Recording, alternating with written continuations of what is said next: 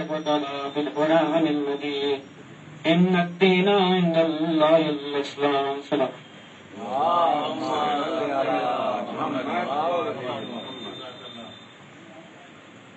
پروردگار عالم قادر مطلب اپنی بابرکت کے ساتھ قرآن مجید میں ارشاد فرماتا ہے کہ ان الدین عند اللہ الاسلام، یعنی میرے قریب یعنی اللہ کے قریب جو سب سے پسندیدہ دین ہے وہ دین اسلام ہے. یعنی پروردگار یہ بتانا چاہتا ہے کہ اگر پروردگار جس کے بارے میں کہا جاتا ہے کہ وہ سپریمو ہے، یعنی وہ اس درجۂ کمال پر فائز ہے جہاں تک ہم سوچ نہیں سکتے. ہماری کیپیبلٹی جہاں ختم ہوتی ہے وہاں پر پروردگار شروع ہوتا ہے.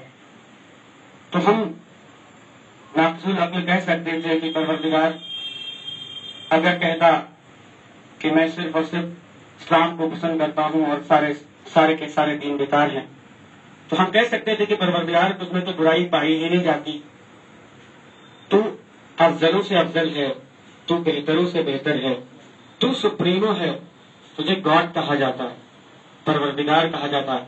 یعنی سب سے بہتر جو ذات ہوگی جس کا امیجنیشن ایک ہیومن بینگ ایک انسان کرے گا وہ تو ہے.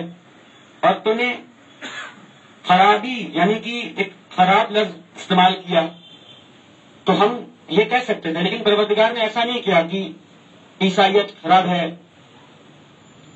یہودیت خراب ہے. مطلب پروردگار نے یہ پہچانوایا کہ دیکھو جو بیسٹ ہوتا ہے، جو سپریمو ہوتا ہے، وہاں نیگیٹیوٹی نہیں پائی جاتی. اس نے یہ بتایا کہ میرے قریب سب سے پسندیدہ دین، یعنی جس کو اے گریڈ فرسٹ لیول پہ پہلے درجۂ کمال پہ رکھا وہ دین اسلام ہے. تو پروردگار نے اسلام کو بہتر دین بتایا اور اس دین کو پھیلانے کے لیے، اس دین کو درجۂ کمال تک پہنچانے کے لیے رسولوں انبیاؤں کا سہارا لیا. جب سے یہ دنیا بنی ہے، چونکہ ہمارے یہاں کاسمولوجی میں کہا جاتا ہے، کیونکہ میرا مین سبجیکٹ فزکس ہے، میں اس پر ہی کچھ باتیں کرنا چاہتا ہوں اور آپ کی زحمت تمام چونکہ دورے کی مجلسیں ہیں کوئی لمبا چوڑا یہاں بیان نہیں کرنا ہے. صلوات پڑھتا ہوں محمد.